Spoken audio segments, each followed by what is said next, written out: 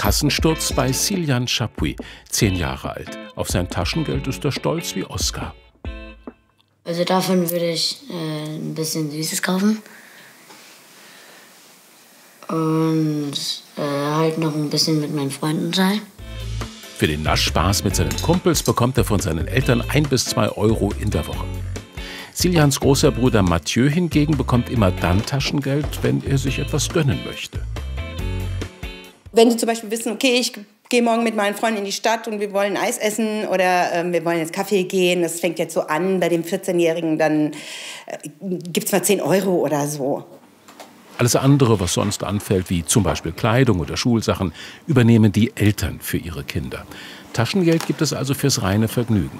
Aber das richtige Maß zu finden, ist gar nicht so einfach für Mutter Tanja Chapuis. Es soll ihnen noch nichts fehlen, aber ich will sie auch nicht zu sehr verwöhnen, dass sie dann irgendwann gar nicht mehr wissen, wohin mit dem Geld. Also ich finde es wirklich so eine Gratwanderung, dass sie nicht hinter den Freunden zurückstehen und trotzdem nicht, ja, dass sie auch das Wertschätzen lernen auch. Taschengeld für den Nachwuchs, ja oder nein? Wie sehen das andere Eltern? Ich finde es super, über Geld zu sprechen mit Kindern. Ich finde es auch gut, denen bestimmtes Mittel zur Verfügung zu stellen, einen bestimmten Betrag. Aber ich bin jetzt ehrlich gesagt ein total gutes Beispiel dafür, wie man sich auch dann nicht dran hält. Die sind niemals zufrieden, die wollen immer mehr. Wenn die in der 5. Klasse waren, haben die 5 Euro pro Woche gekriegt. In der 6. Klasse 6 Euro pro Woche. Regulär, jeden Monat oder jede Woche, habe ich nie Geld auf die Hand bekommen. Aber dadurch glaube ich auch, dass ich so in jüngeren Jahren nicht so wirklich gelernt habe, wie man mit Geld und sowas umgeht. Wenn man über den Betrag, über das Budget selber verfügt und es ist irgendwann alle, dann merkt man erstens, wie viel wert es ist, wie unangenehm es ist, wenn man das Geld nicht mehr hat. Und lernt zweitens aus dieser Wertschätzung heraus dann auch zu haushalten, zu wirtschaften. Richtig haushalten, Verantwortung übernehmen. Das Deutsche Jugendinstitut spricht sich klar für Taschengeld aus. Taschengeld ist wichtig für Kinder und Jugendliche, um erste eigene Erfahrungen mit dem Geld zu machen, sich Geld einzuteilen, zu sehen, dass Geld auch endlich ist, dass man für bestimmte Produkte oder Spielzeuge, die die Kinder kaufen muss, auch eine Weile sparen muss. Deshalb ist es wichtig, dass Eltern ihren Kindern auch Taschengeld geben. Entscheidend dabei sei nicht die Höhe des Taschengelds. Familien sollten es ihrem Gesamtbudget anpassen und offen mit ihren Kindern über Ein- und Ausgaben reden.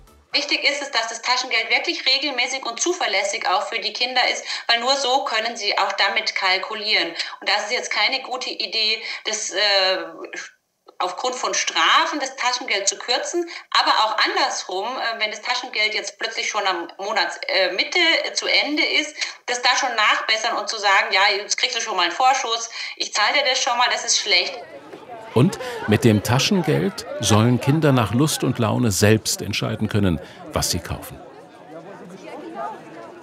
Sind Eltern unsicher, wie viel sie ihren Schützlingen geben sollten, helfen Richtlinien wie diese vom Deutschen Jugendinstitut, angepasst nach dem Alter der Kinder. Beispielsweise sollten unter 6-Jährige zwischen 50 Cent bis 1 Euro bekommen, 9-Jährige zwischen 2,50 € und 3 Euro pro Woche. Ab 10 Jahren empfiehlt das Deutsche Institut ein monatliches Taschengeld. Teenager bekommen dann zwischen 26 und 39 Euro.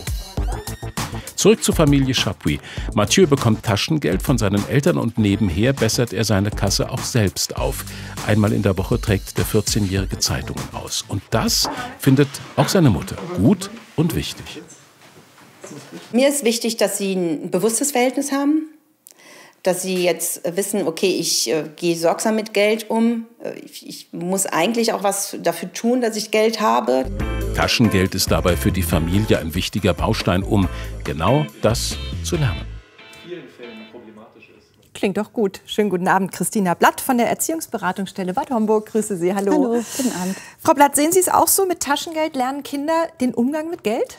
Ja, so peu à peu natürlich schon, je älter die werden. Aber ich finde, so ein ganz wichtiger Aspekt, den man noch erwähnen sollte, ist auch, dass die Kinder durch das Taschengeld einfach auch unabhängiger werden und so ein bisschen auf dem Weg in die Selbstständigkeit begleitet werden, wenn sie halt eben nicht für alles, was sie sich kaufen möchten, nochmal nachfragen müssen, darf ich das haben, oder da ganz lange rumbetteln müssen, bis sie jemanden erweicht haben. Okay, also so ein Stückchen Unabhängigkeit, sich kleine Wünsche zu erfüllen. Das heißt aber auch, man sollte da den Kindern tatsächlich nicht reinreden, was sie für das Taschengeld dann kaufen dürfen oder nicht? Ja, genau. Also wenn die natürlich jetzt irgendwie ganz schreckliche Sachen kaufen, die irgendwie gefährlich für sie sind, dann muss man das natürlich abbremsen. Und man darf natürlich auch sagen, wie man irgendwie was findet, was die sich kaufen. Aber im Grunde genommen ist es schon genau dafür da, dass die sich auch mal Quatsch kaufen können. Also wonach ihnen einfach der Sinn steht und was sie gerne gerade haben möchten. Ja, mein Sohn hat eine Zeit lang sein Taschengeld in Computerspiele gesteckt, um seine Helden da irgendwie aufzumotzen. Ich glaube, das war so der Sinn dahinter. Das war jetzt schon so ein bisschen schwer auszuhalten, weil das Geld ist einfach weg.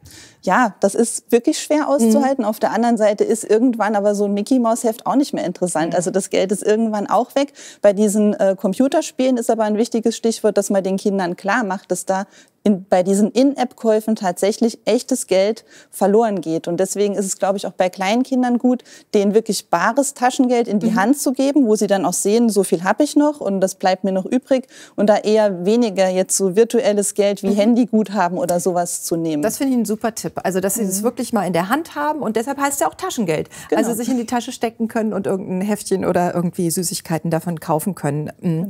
Ab wann würden Sie sagen, kann man dann irgendwann umstellen, vielleicht das Geld monatlich oder wöchentlich auf ein Konto überweisen? Also ich denke, das ist natürlich ein bisschen Geschmackssache, wie jede Familie das handhaben möchte. Aber ich denke, Sinn macht es wirklich erst, wenn das Kind gelernt hat, mit dem echten Geld umzugehen und zu erkennen, ne, wie ich eben schon gesagt habe, wann geht's zu Ende. Und wahrscheinlich dann, wenn das eine Summe von Taschengeld ist, wo man nicht möchte, dass das Kind damit rumläuft oder dass die da durch die Gegend fliegt. Ja, jetzt haben wir ja eben schon so Anhaltspunkte für die Höhe bekommen. Natürlich ist das nach Alter gestaffelt. Die Mutter im Film hat eben gesagt, also er soll ja nicht hinter den anderen zurückstehen. Also es gibt schon so eine Art Gruppenzwang, so ein bisschen, was die Höhe angeht. Aber es kann sich wahrscheinlich auch nicht jeder dasselbe leisten, ne? Ja, genau. Also ich glaube, da ist es ganz wichtig, mit den Kindern drüber zu sprechen. Also, keine Ahnung, es kommt ja jetzt zum Beispiel teilweise schon aus dem Kindergarten. Bei meinem Sohn kommt dann, aber der Papa von dem und dem hat einen Porsche, warum haben wir keinen? Ne? Und da muss man halt mit den Kindern drüber reden. Ne? Also verschiedene Familien haben unterschiedlich viel Geld und deswegen kann man auch unterschiedlich viel Taschengeld auszahlen und man sollte sich da auch nicht unter Druck setzen lassen. Und auch genau hingucken. Richtig, ja. Genau, und genau hingucken, was muss das Kind auch jeweils vom Taschengeld bezahlen. Also wenn das reines Spaßgeld ist, dann ist eine Summe von 50 €, sag ich mal, viel. Aber wenn man davon auch Kleider kaufen soll oder auch Kosmetika kaufen soll oder Hygieneartikel, Essen, Pausenbrot, dann ist es schon relativ wenig. Und gibt's was Sie bevorzugen würden? Also ich habe jetzt 2 Kinder und die wollen es beide unterschiedlich. Der eine möchte sozusagen das Geld haben, dass er sich selber seine Klamotten auch dafür kaufen kann und alles quasi. Und meine Tochter sagt, sie will nur Spaßgeld haben und lieber ist ihr, dass ich die Klamotten und mir die Klamotten und Turnschuhe oder irgend sowas bezahle. Ist irgendwas sinnvoller? Also ich denke, je jünger ein Kind ist, desto sinnvoller ist, dass es wirklich reines Spaßgeld ist, dass es das erstmal lernt und dass es jetzt nicht irgendwann, also das würde ja kein Elternteil auch machen, dem Kind dann wirklich nichts mehr zu essen geben, wenn das Geld zu Ende ist. Aber also je jünger das Kind ist, desto eher würde ich das wirklich für so Kleinigkeiten vorsehen. Und je älter das Kind wird und wenn man auch merkt, okay, es kann wirklich verantwortungsbewusst damit umgehen, dann kann man das natürlich, wenn ein Kind das auch selber einfordert und es gut funktioniert, dann kann man das auf jeden Fall machen. Ja. Und wie wichtig finden Sie es, dass Kinder sich irgendwann auch ein bisschen was dazu verdienen? Also, oder anders gefragt, sollte man den Kindern Geld geben, wenn sie zum Beispiel mal Rasen mähen bei der Oma oder so? Ja, also ich denke, grundsätzlich sollten die das Geld einfach so bekommen, als so ein wiederkehrendes Geschenk, das Taschengeld. Wenn die jetzt besondere Wünsche haben, die den Rahmen wirklich sprengen, wenn die auf irgendwas Besonderes hinsparen, was weiß ich, eine Playstation oder irgendein Handy oder sowas, dann kann man schon sagen, okay, dann gibt's die und die Möglichkeiten, je nach Alter. Das ist ja auch gesetzlich geregelt, ab wann ein Kind sozusagen offiziell arbeiten darf.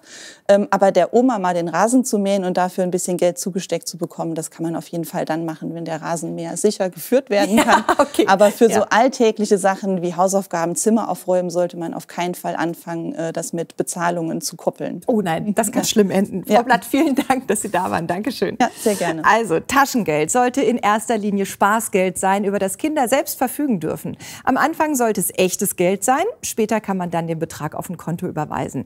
Das Taschengeld sollte nicht an Leistung oder Wohlverhalten gekoppelt sein, sondern zuverlässig ausgezahlt werden.